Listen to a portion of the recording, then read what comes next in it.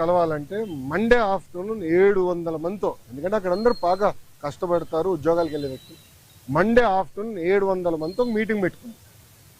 అక్కడ ఒక అతను నాకు ఎత్తాడు, చూపించాడు పేపర్, అన్న రెడ్ బుక్ గురించి మాట్లాడు అని చెప్పాడు. అతనికి సమాధానం చెప్తూ నేను మాట్లాడా, డావోస్ నేను మాట్లాడా. రెండోది మళ్ళీ చెప్తున్నా, రెడ్ బుక్ గురించి ఎందుకు వాళ్ళు భయపడుతున్నారు?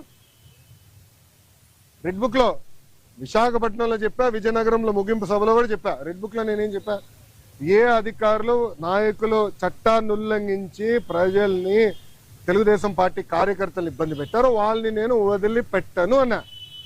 ఎందుకు భయపడుతున్నారు స్వామి? చట్టాలు ఉల్లంఘించే వాళ్ళు అన్నాను కదా, ఎందుకు భయపడుతున్నారు? చట్టాలు ఉల్లంఘించలేకపోతే ఆగి ఇంట్లో పడుకోండి అంటే ఆమె భయపడుతుంది చట్టం ఉల్లంఘించింది కదా.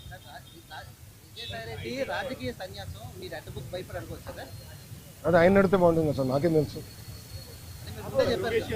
నేను చట్టాన్ని ఉల్లంఘించే వాళ్ళని ఇబ్బంది పెడతాను. నేను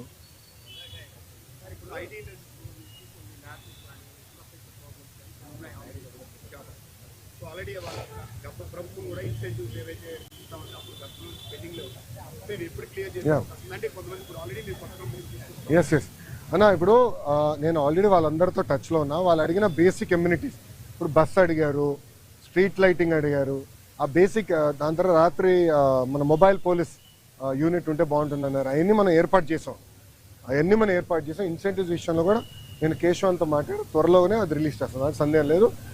కొత్త కంపెనీస్ ఆల్రెడీ, ఇప్పుడు టీసీఎస్ ఇది ఓపెన్ బుక్, పెద్ద విషయం లేదు, రెడ్ బుక్ కాదు, ఓపెన్ బుక్ కూడా మేము.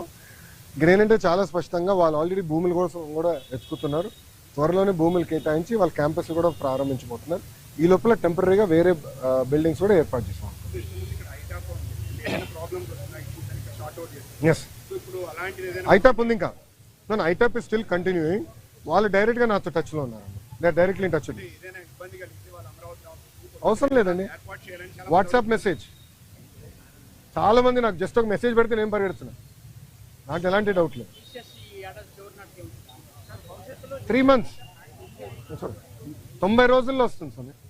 టీసీఎస్ 90 రోజుల్లో ఆఫీస్ ప్రారంభించబోతుంది. క్యాంపస్ కోసం భూమి ఎత్తికాము, అది వాళ్ళు చూస్తున్నారు. ఫైనలైజ్ అయింది, అదొక 2-3 సంవత్సరాలు పడుతుంది. కట్టాలి కదా క్యాంపస్ అనేది, టైం పడుతుంది. మినిమం 2 years పడుతుంది క్యాంపస్ కట్టడానికి. ఈ లోపల టెంపరీ అంటే రెంట్కి తీసుకుని అకామిడేషన్ స్టార్ట్ చేస్తాం. మళ్ళీ నన్ను అడుగుతూ ఏంటి స్వామి, అంత న్యూస్ మీ దగ్గర ఉంటే? అవును, మీకే నాకని బాగా తెలుసు, మళ్ళీ మీరే అడిగాడు. వాళ్ళు టెక్నికల్గా నేను చెప్పకూడదు స్వామి, ఇండియాలో ఉన్నాను, నాన్ డిస్క్లోజర్ అగ్రిమెంట్ సైన్ చేశాను నేను చెప్పకూడదు. ప్లీజ్ అండర్స్టాండ్, లీగలీ బైండింగ్ ఇదమ్మా. మళ్ళీ నేను ఇదే కోర్టుకి రావాలి.